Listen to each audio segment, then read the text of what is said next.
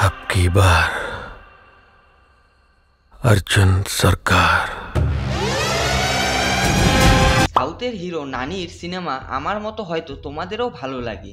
আমি জানি নানি তেলুগু ইন্ডাস্ট্রির এমন একটা হিরো বা হীরা যার পপুলারিটি সাউথের থেকে বেশি নর্থে। কেবল টিভির সময় থেকেই আমরা মাক্কি সিনেমাকে খুবই ভালোবাসা দিয়েছিলাম সোনি ম্যাক্স বা সেট ম্যাক্সে, যার নির্মাতা ছিলেন শ্রী শ্রী এস রাজামৌলি। তখন থেকেই নানির পপুলারিটি চরম পর্যায়ে পৌঁছে যায় সাউথ আর নর্থ দুই জায়গাতেই। তাই এইবার 2025 সালে ন্যাচারাল স্টার নানি আমাদের জন্য হিট সিনেমার থার্ড পার্ট নিয়ে এসেছে সিনেমা ঘরে। এটা তেলুগু ইন্ডাস্ট্রির অ্যাকশন থ্রিলারে ভরা শৈলেশ কোলানুর বানানো সিনেমা, যেটাকে পাবলিক অলরেডি 7.7 এর IMDb রেটিং দিয়েও ফেলেছে। এখানে আমরা অ্যাংরি পুলিশ অফিসার অর্জুন সরকারের কাহিনী দেখতে পাই।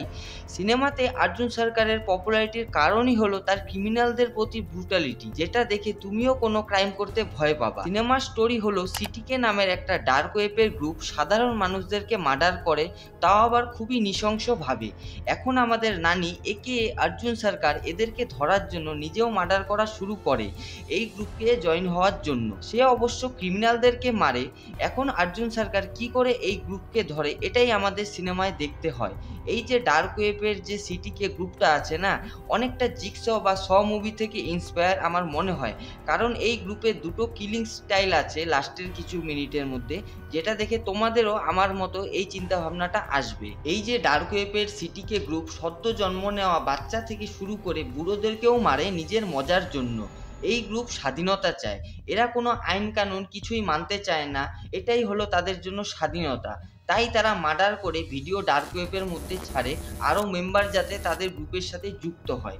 এই সমস্ত কিছু যখন অর্জুন সরকার বন্ধ করার জন্য এক এক করে সবাইকে কাটে না, তখন সিনেমা পিককে পৌঁছে যায়। আলাদাই স্যাটিসফ্যাকশন পাওয়া যায় লাস্টের 30 মিনিট। এক কথায় তুমি পুলিশ অফিসার কম সাইকো অর্জুন সরকারের ব্রুটালিটি দেখতে পাবা। সিনেমা ভুলভাল কোনো রকমের অ্যাডাল্ট সিন তোমাকে প্রেজেন্ট করবে না, শুধু রিয়েলিস্টিক অ্যাকশন দেখাবে। যদি তুমি তোমার ফ্যামিলিকে নিয়ে মার্কো দেখতে পারো, অ্যানিমেল দেখতে পারো, এর থেকে তো অনেক গুণ ভালো এই সিনেমা। তাছাড়া হিটের সেকেন্ড পার্ট থেকে আদি বিশেষ আর তার ডগি, যাকে আমরা অফিসার ম্যাক্সের চরিত্রে চিনি, তারও ক্যামিও রয়েছে। আদি বিশেষের ক্যামিও এতটা ইম্প্যাক্ট না করলেও তার যে ডগ আছে ম্যাক্সের এন্ট্রি বেশি প্রভাবশালী মনে হয়। সিনেমা এক কথায় মার্বেলের থান্ডারবোল্ট আর বলিউডের রেড 2 থেকে তো অনেক ভালো। এক কথায় ভ্যালু অফ মানি, তোমার টাকাকে দাম দিবে।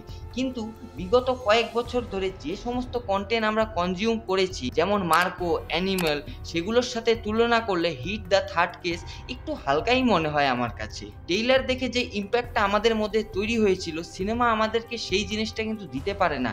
কোথাও না কোথাও কমতি থাকে, কোথাও তুমি একটু বোর ফিল করবা। একটা জিনিস আমার ভালো লাগে ন্যাচারাল স্টার নানির, সেটা হলো তার সিনেমার চয়েস, তার স্ক্রিপ্ট চয়েসিং। তুমি বলো যে ধরনের সিনেমা নানি বিগত কয়েক বছর ধরে আমাদেরকে দিয়েছে, একটাও কি খারাপ ছিল? যেমন সারিপোতা শনিবারম, দশেরা, মাক্কি, সবগুলোই একটা আলাদা জায়গা ডিজার্ভ করে আমাদের মনে। তাছাড়া তোমাদের কেমন লেগেছে হিট দ্য থার্ড কেস সিনেমাটি কমেন্টে জানিও।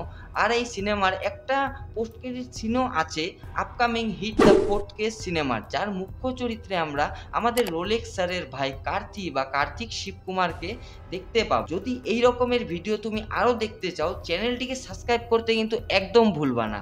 দেখা হচ্ছে পরের কোনো ভিডিওতে। টাটা, সি ইউ, বাই বাই, খতম। सिर्फ 9 महीने की बच्ची है सर, ले जाकर क्या करेंगे?